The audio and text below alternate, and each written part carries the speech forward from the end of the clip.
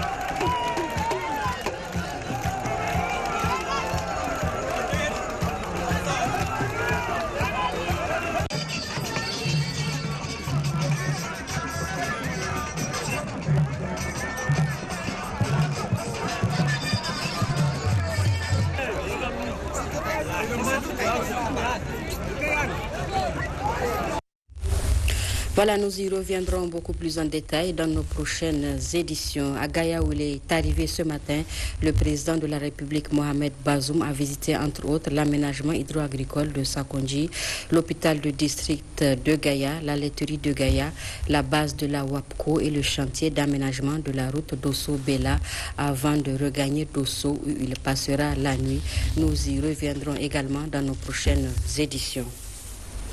Le premier ministre-chef du gouvernement, Oumoudou Mahamadou, a regagné Niamey ce soir en provenance de N'Djamena au Tchad, où il a pris part à la cérémonie d'investiture du président de la transition, Mahamat Idriss Déby Itno. À sa descente du Mont Gréboun, il a été accueilli par le ministre du Commerce.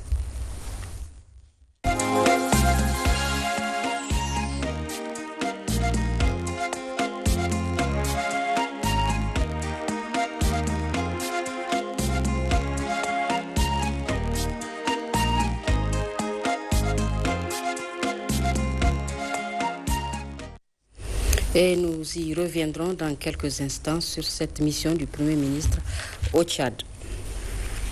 Lancement ce matin au Palais des Congrès de Niamey de la première édition de la Semaine nationale du foncier rural au Niger. C'est la ministre de l'Environnement et de la lutte contre la désertification assurant l'intérim de son homologue de l'agriculture qui a présidé la cérémonie de lancement. Ahmadou Tidjani Oumarou et Boubacar Imran Meiga. Cette cérémonie marque le lancement officiel de la première édition de la Semaine nationale du foncier rural. Placée sous le thème « La politique foncière rurale, un instrument au service de la sécurisation et l'engagement du domaine de l'État et des collectivités ». Cette Semaine nationale du foncier rural vise entre autres objectifs de créer un cadre de dialogue entre tous les acteurs intéressés par la gestion du foncier rural et des ressources naturelles renouvelables. Il est clair que le foncier rural, la gestion des ressources naturelles et la réduction des conflits sont des enjeux cruciaux dans notre pays qui dispose certes d'énormes potentialités, mais qui fait aussi face à des défis importants parmi lesquels la précarisation des exploitants à raison des déficits de modernisation des systèmes d'exploitation, des conflits fréquents entre usagers des différentes ressources dans un contexte d'insuffisance de sécurisation foncière et d'intégration des activités rurales. Cet événement majeur est rendu possible grâce à la forte implication des partenaires techniques et financiers du Niger, notamment le généreux soutien du peuple américain à travers l'Agence américaine pour le développement international USAID, ainsi que plusieurs autres partenaires. Les différents partenaires techniques et financiers engagés dans le domaine du foncier rural, dont je suis le porte-parole aujourd'hui, réitèrent leur disponibilité et leur engagement à soutenir la mise en œuvre de la PFR et son plan d'action. Cet engagement fraternel nous amène à reconnaître que les populations nigériennes sont confrontées à des défis et enjeux quotidiens importants dus aux crises récurrentes. C'est pourquoi l'USAID aide les individus, les communautés et les gouvernements du Niger à mieux faire face aux crises récurrentes. Pour les acteurs de la société civile, tout comme ceux du Code rural, cet événement qui réunit les acteurs de la gouvernance foncière au Niger est salutaire à plus d'un titre, car il permettra d'une part la mise en œuvre de l'approche participative et inclusive qui a guidé à son élaboration, et d'autre part de donner plus de détails pour son opérationnalisation. Cette semaine constitue, si vous voulez, une étape de la vulgarisation de la politique foncière 1, c'est-à-dire nous sommes en train de saisir cette opportunité de la semaine pour informer et sensibiliser les participants ici présents et même toute la nation par rapport à la politique foncière que l'État déjà a arrêté un document de politique foncière. Pour moi, la question foncière, elle est très importante pour moi en tant qu'acteur de la société civile, parce que tout ce qui est aujourd'hui se repose sur le foncier.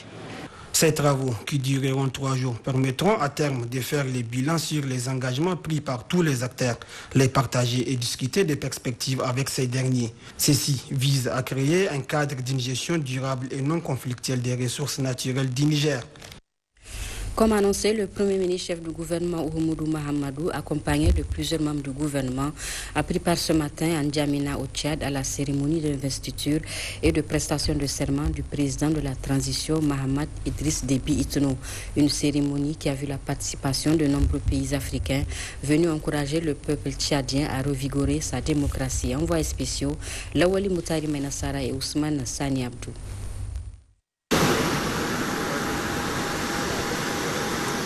Dès son arrivée dans la capitale tchadienne, le premier ministre chef du gouvernement Oumoudou Mahamadou a été accueilli par son homologue tchadien Pahimi Padaki Albert en présence de l'ambassadeur du Niger au Tchad. S'en est suivi un tête-à-tête entre les deux personnalités et les délégations qui les accompagnent au salon présidentiel de l'aéroport international Hassan Djamous de N'Djamena. La délégation nigérienne composée du ministre du pétrole Mahaman Sani Mahamadou, du ministre délégué aux affaires étrangères Youssouf Mohamed El Mokhtar et du conseiller spécial transversal du président de la République Habib Mahamadou Salissou s'est ensuite transporté au palais du 15 janvier qui abrite la cérémonie d'investiture et de prestation de serment du général Mahamat Idriss Déby Itno. Dans le salon d'honneur du palais, peu avant le déroulement de la cérémonie, le chef du gouvernement Oumoudou Mahamadou s'est entretenu en tête-à-tête avec le président de la transition tchadienne. Cette cérémonie très capitale, voire vitale, qui consacre la restauration de la démocratie tchadienne, fait suite au dialogue national inclusif initié par le général Mahamat Idriss Déby Itno avec l'opposition, les groupes armés et la société civile, afin qu'ils unissent ensemble leurs forces dans l'intérêt de leur bien commun qui est le Tchad. L'on note la présence à cette cérémonie, outre celle du président de la République fédérale du Nigeria, Mahamadou Buhari, les représentants de plusieurs pays, notamment le Soudan, le Congo, le Burkina Faso, des membres du corps diplomatique accrédités au Tchad et les présidents des institutions de la République et ceux des institutions internationales. Juste après quelques animations musicales qui ont égayé le public venu massivement pour la circonstance, les membres de la Cour suprême ont procédé à la lecture du serment que le général président de la transition tchadienne a prononcé devant le peuple pour être renvoyé à l'exercice de ses fonctions. L'initiateur des assises de la refondation du Tchad a peu après été élevé à la dignité de Grand Croix par le grand chancelier. Dans son discours d'investiture, le général Mahamat Idriss Déby a d'abord remercié toutes les personnalités qui ont fait le déplacement de N'Djamena. Il a en outre promis de former un gouvernement d'union nationale, de promouvoir la transparence et la justice pour ainsi répondre aux différentes préoccupations légitimes du peuple. La cérémonie a pris fin par les félicitations adressées au président de la transition, d'abord par les membres de la Cour, puis par les personnalités qui ont répondu présents à l'invitation. Il est à noter aussi que les relations fraternelles qui unissent le Niger et le Tchad étaient au menu des échanges entre le président de la transition tchadienne et le premier ministre chef du gouvernement Oumoudou Mahamadou, porteur du message du président de la République, chef de l'État Mohamed Bazoum empêché. Je suis venu au Tchad porteur d'un message de son Excellence le président Mohamed Bazoum pour son ami et collègue président Idriss Déby. Donc ce message, d'abord c'était la réponse à l'invitation qu'il lui a adressée pour participer à son investiture en tant que président de la transition. Compte tenu du calendrier que vous connaissez, le président de la République n'a pas pu faire le déplacement et m'a demandé de le représenter.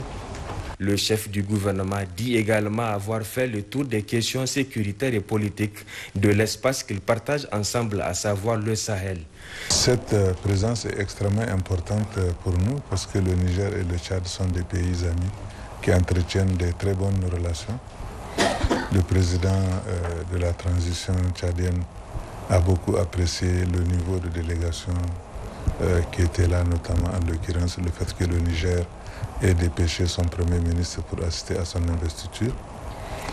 Nous avons aussi fait le tour d'horizon de la situation politique et sécuritaire régionale, en particulier par rapport à la situation dans le bassin de lac Tchad, où nos deux pays sont engagés dans la lutte contre Boko Haram.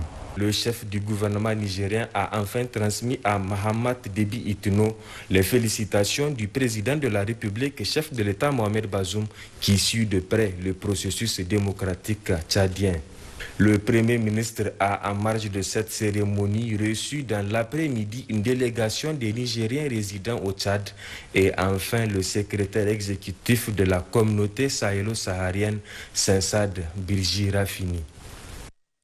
La suite de cette édition, la ministre de l'Industrie et de l'Entrepreneuriat des Jeunes a animé ce matin à Niamey un point de presse relatif à l'organisation du sommet des chefs d'État et de gouvernement de l'Union africaine sur l'industrialisation, la diversification économique et la zone de libre-échange continentale ZLECAf. Mahmoud Idrissa Maïga et Mohamed Soumana. Ce point de presse s'inscrit dans le cadre des préparatifs du sommet des chefs d'État et des gouvernements de l'Union africaine sur l'industrialisation, la diversification économique et la zone de libre-échange continentale ZLECAf. Un sommet que le Niger aura l'honneur d'organiser le 25 novembre prochain au cours de la semaine africaine de l'industrialisation. La ministre de l'Industrie et de l'Entrepreneuriat des Jeunes, Gourouza Magaji Salamatou, a appelé ainsi l'ensemble des Nigériens à s'impliquer d'une manière ou d'une autre dans la bonne organisation de cet événement. Les résultats attendus de ce sommet, c'est le renouvellement d'une part de la détermination et de l'engagement politique de haut niveau, c'est-à-dire au niveau des décideurs, en vue d'accélérer l'industrialisation de notre continent et parallèlement de faire avancer les dispositifs de la ZLECAf. Le second résultat, c'est la prise de décision politique en faveur d'une consultation intersectorielle élargie qui sera dirigée par l'Union africaine afin d'établir un cadre stratégique pour l'industrialisation du continent. Le troisième résultat, c'est de sortir un accord sur un pacte entre les gouvernements et les secteurs privés africains, plus le monde universitaire et la société civile, pour permettre d'obtenir des décisions politiques souhaitées et alignées. Permettre aussi de capter les investissements et permettre surtout, ou parallèlement, d'avoir un capital institutionnel et humain qui va être dédié à l'industrialisation de notre continent et stimuler les perspectives de mise en œuvre de la ZLECAf. Et enfin, il y aura l'adoption des protocoles sur l'investissement, sur les droits de la propriété intellectuelle et sur la politique de concurrence. Il faut dire qu'avant la tenue de ce sommet de haut niveau, le mois de novembre sera jalonné de plusieurs autres rencontres et réunions qui s'inscrivent toujours dans le cadre de l'organisation de cet événement. Du 3 au 4 novembre, nous allons accueillir à Niamey la réunion conjointe des experts de haut niveau de l'Union africaine et des autres pays africains qui sont en charge de l'industrie et du développement économique. Après la réunion des experts, le 7 novembre, il y aura la réunion conjointe des ministres en charge de l'industrie de l'Union africaine et en charge aussi du développement économique. S'en suivra la 22e session extraordinaire du comité des représentants permanents à Addis Abeba. Donc les représentants permanents, c'est notamment nos ambassadeurs accrédités auprès de l'Union africaine. Le 23 novembre, donc 2 jours avant le grand événement, donc le sommet, il y aura la 22e session extraordinaire de la réunion du Conseil exécutif qui est animée par les ministres des Affaires étrangères des pays membres de l'Union africaine. Et le 25 novembre, ce sera le sommet des chefs d'État de l'Union africaine. Parallèlement à ce sommet des chefs d'État et de gouvernement, il y aura la rencontre des premières dames qui va se tenir aussi le même jour ici à Niamey. Entre chefs d'entreprise, opérateurs économiques et cadres de l'administration publique, plusieurs personnes ont intervenu, dont le conseiller du président de la République, directeur général de l'ANEC. Des interventions axées toujours sur les défis à relever pour une meilleure organisation du sommet. Vous l'avez dit dans votre conclusion que le Niger a des retombées économiques, mais aujourd'hui, les opérateurs économiques qui sont de cette salle-là et les cadres ont vu les événements qui auront lieu. Ils ont vu également les gens qui doivent venir. Donc c'est une opportunité pour nous, les Niger, de préparer nos projets, nos dossiers, mais pour eux aussi de préparer les dossiers pour qu'effectivement qu'on puisse tirer des retombées par rapport à ces sommets-là. Vous l'avez dit, effectivement, il y a 2000 personnes qu'on attendait sur le sommet d'industrialisation. Aujourd'hui que nous avons encore le sommet sur la ZLECAf et les événements internationaux, l'estimation va aller probablement autour de 3000, sinon plus. La ministre de l'Industrie et de l'Entrepreneuriat des Jeunes s'est ensuite prêtée aux questions des journalistes, des questions qui ont permis d'éclairer la lanterne de l'ensemble des participants à cette conférence de presse. Demain 11 octobre, la communauté internationale célèbre la 10e édition de la Journée internationale de la jeune fille. L'heure est venue, nos droits, notre avenir, c'est le thème de cette journée. En prélude à l'événement, la ministre de la Population, la ministre de la Promotion de la Femme et de la Protection de l'Enfant a livré un message dans lequel elle appelle tous les acteurs à plus d'investissement en faveur de la jeune fille. Jocelyne Amoussou et Habibou Abdraman. Instituée pour valoriser les droits des filles et juguler les difficultés auxquelles elles sont confrontées, la Journée internationale de la jeune fille, célébrée chaque 11 octobre, est l'occasion, selon la ministre de la Promotion de la Femme et de la Protection de l'Enfant, de redoubler d'efforts en faveur des droits fondamentaux des filles et accélérer leur autonomisation. Chaque année, pour célébrer cet événement mondial, un thème est retenu en rapport avec les conditions de vie des jeunes filles. L'objectif est de sensibiliser et mobiliser l'opinion nationale et internationale autour des préoccupations majeures qui influencent négativement la vie des jeunes filles. Pour l'édition 2022, le thème retenu est « L'heure est venue, nos droits, notre avenir ».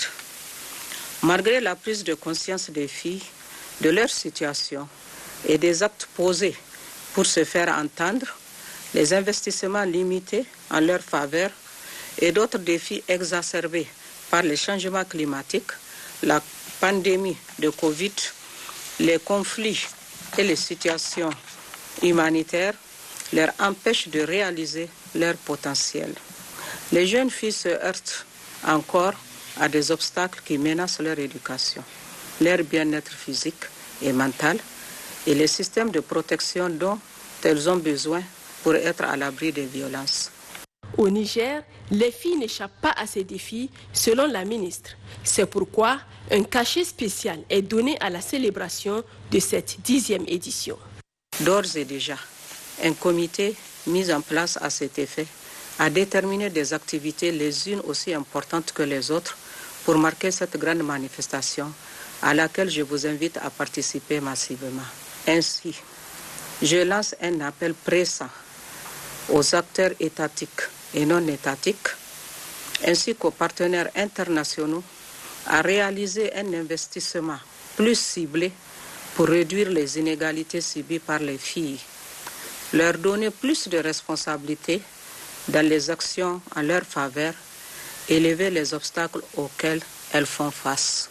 Je profite de cette occasion pour réitérer au nom du gouvernement toute notre gratitude à l'endroit de tous les partenaires et acteurs humanitaires pour leur appui à l'État nigérien dans son noble combat de promotion et de protection des droits des populations en général et de la jeune fille en particulier. Le gouvernement, avec l'appui des partenaires, fait beaucoup d'efforts dans le domaine, rappelle la ministre, qui compte faire de cette 10e édition un levier pour améliorer davantage les conditions de vie de la jeune fille au Niger. Et c'est dans le cadre de la célébration de cette journée internationale de la jeune fille que nous avons un invité sur ce plateau. Il s'agit de Aïchatou Mamadou Hamma, elle est membre du cadre consultatif nigérien des enfants et des jeunes CCNEJ créé par Plan International Niger. Aïchatou, bonsoir. Bonsoir. Et merci d'être sur Télé Sahel.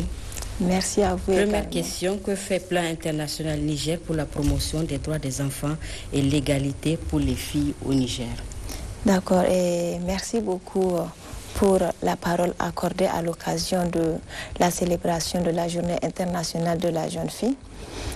Plan International Niger est une organisation humanitaire sans affiliation religieuse qui œuvre pour un monde juste qui fait progresser les droits des enfants et l'égalité pour les filles.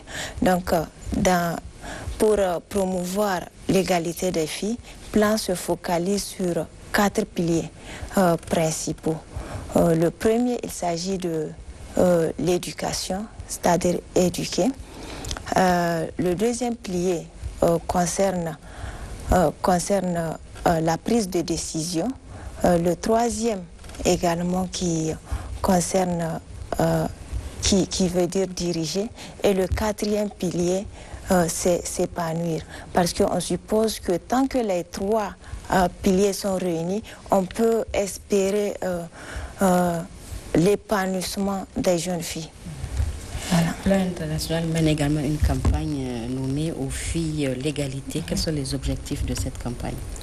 D'abord, avant de répondre à cette question, je vais vous inviter à faire comme moi, en faisant le signe de l'égalité pour, comment on appelle ça, pour nous prouver votre engagement, votre accompagnement dans la défense des droits des jeunes filles, parce qu'on a coutume de le dire, que les droits des femmes passent par ceux des jeunes filles.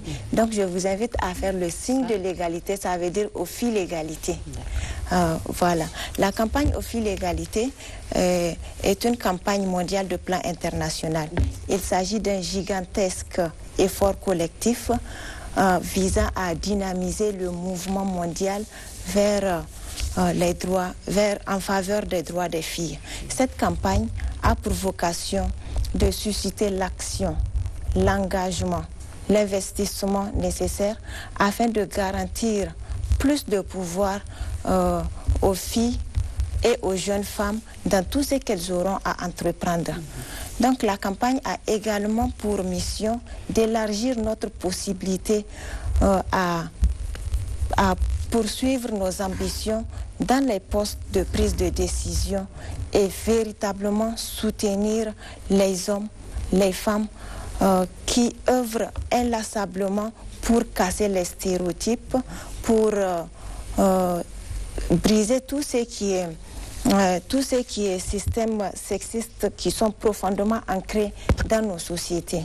La campagne aux filles l'égalité vise aussi à faire comprendre comment Plan International peut aider les jeunes leaders, les activistes, chacun en tout cas dans leur sphère de compétences, comment les engager à un changement positif, à ce changement positif autant pour moi auquel nous aspirons tant. Auquel nous aspirons tant, je voulais dire... et que font les filles elles-mêmes pour leur propre promotion? D'accord. Et nous, en tant que jeunes filles activistes, nous menons pas mal d'activités, nous faisons pas mal d'actions pour promouvoir nos droits. On a coutume de le dire, on le dit toujours que les droits ne se commandent pas. Les droits, ça s'arrache. Comment faire en sorte que nous-mêmes, nous ayons nos droits? Comment est-ce que nous, jeunes filles, nous faisons pour arracher nos droits-là? Nous faisons des séances de sensibilisation sur nos droits, sur les violences basées sur le genre, dans les écoles, dans les campagnes, partout en tout cas où le besoin se fait sentir. Nous faisons des plaidoyers à l'endroit des décideurs. À chaque fois qu'il y a une journée commémorative, nous saisissons les opportunités pour plaider en faveur des jeunes filles, en faveur des enfants, en faveur de toute la gente défavorisée au Niger. D'accord. Et quel est votre mot à l'endroit de ces jeunes filles? Mon dernier mot que j'aurais à passer ne serait rien d'autre qu'une interpellation à travers vos micros. Je vais interpeller les leaders religieux, les leaders coutumiers, les parents, en tout cas chacun dans sa sphère de compétences, à donner l'opportunité aux filles de jouir de leur propre potentialité, parce que je suis convaincue que les filles, elles peuvent faire pas mal de choses. Les filles peuvent faire autant que les hommes. À l'exemple, à chaque fois que nous partons à l'école, les épreuves qui sont toujours soumises, on n'a jamais spécifié, voilà telle épreuve pour les hommes, voilà telle épreuve pour les garçons. Nous avons toujours été soumis aux mêmes épreuves. Et jusqu'à preuve de contraire, nous continuons à faire preuve. Donc, à travers vos micros, je vais dire de laisser l'opportunité aux filles d'exprimer leur pleine potentialité parce que nous pouvons. D'accord. Oui. Merci Aïchatou Mamoudou Hamma. Je rappelle que vous êtes membre du cadre consultatif nigérien des enfants et des jeunes CCNEJ créé par Plan International Niger et restez avec nous pour la suite de cette édition. Merci. Le secrétaire général du ministère de la Santé publique a proclamé cet après-midi les résultats de l'examen unique de certification en santé session 2022. Sur les 5180 candidats qui se sont présentés, 3887 sont déclarés admis à la certification, soit un taux global de réussite de 75,4%. Hassimi Abdoulaye et Boubacar Imran Meiga.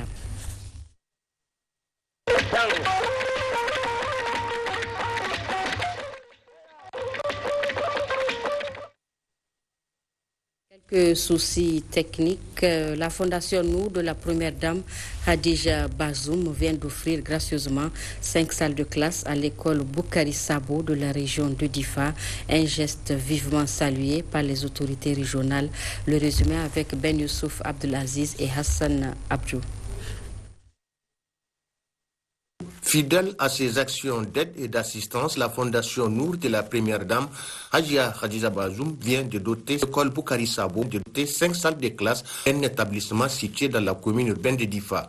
Pour rappel, retenez que le 26 juin passé, la Première Dame a rehaussé de sa présence ici même à Difa pour la pose de la première pierre de ses infrastructures scolaires en vue de promouvoir une éducation de qualité aux apprenants et cela conformément aux aspirations de plus hautes autorités du pays qui font de l'éducation une de leurs priorités. Pour concrétiser cette œuvre salutaire, le représentant de la Fondation Nour à Difa, Adam Ali, a officiellement remis les clés de ces salles de classe aux autorités de la région en présence notamment des responsables en charge de l'éducation, des parents d'élèves, des enseignants et enseignantes de cet établissement d'une grande renommée, école Boukari Sabo. Et je demande au directeur régional de veiller à ce que ces classes-là puissent être bien entretenues et qui servent à l'éducation de nos enfants. Vraiment, c'est un geste très fort. Nous vous disons de transmettre vraiment nos remerciements à la présidente de la Fondation Nour, qui est Madame Bazoum Hadiza Mabrouk. Nous disons vraiment merci donc à la Première Dame qui nous a offert donc, ces 5 classes. Et ces 5 classes qui ont permis donc de mettre à l'abri de tout danger à peu près 200 enfants.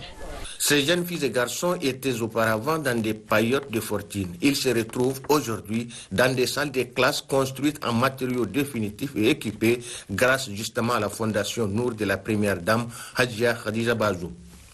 En réceptionnant ces salles de classe, le secrétaire général de la région, tout comme le directeur régional de l'éducation, ont témoigné toute leur reconnaissance à la Fondation Nour et adressé leurs sincères remerciements à la Première Dame pour cette œuvre de bienfaisance au profit de l'éducation. Le secrétaire général du ministère de la Santé publique a proclamé cet après-midi les résultats de l'examen unique de certification en santé session 2022. Sur les 5180 candidats qui se sont présentés, 3887 sont déclarés admis à la certification, soit un taux global de réussite de 75,4%. Hassimi Abdoulaye et Boubacar Imran Maïga. Les résultats de l'examen unique de certification en santé session 2022 sont satisfaisants. C'est le constat qui sort en premier de l'intervention du secrétaire général du ministère de la Santé publique et des Affaires sociales, proclamant cet après-midi les 10 résultats. Au total, 5 353 dossiers du candidat ont été soumis à l'examen de la commission. 5 294 dossiers ont été validés par la commission. 114 ont été déclarés absents. 5 180 candidats se sont effectivement présentés aux épreuves théoriques et pratiques. Ainsi, sur les 5 180 candidats qui se sont effectivement présentés, 3 887 sont déclarés admis à la certification. 1293 ont échoué, soit un taux global de réussite de 75,04% contre 84,49% à la session de 2020 et 67,25% à la session de 2021. Cette démarche innovatrice introduite dans le système de formation initiale a pour finalité l'application des règles de qualité dans les enseignements, l'harmonisation des conditions d'accès aux filières d'enseignement, la durée de la formation et le contenu des programmes. Des mentions ont été décernées à l'issue des examens. Enfin, le secrétaire général du ministère de la Santé publique et des Affaires sociales a, au nom des plus hautes autorités du Niger, remercié tous les acteurs ayant contribué à la réussite de la session de 2022. Voilà qui me fait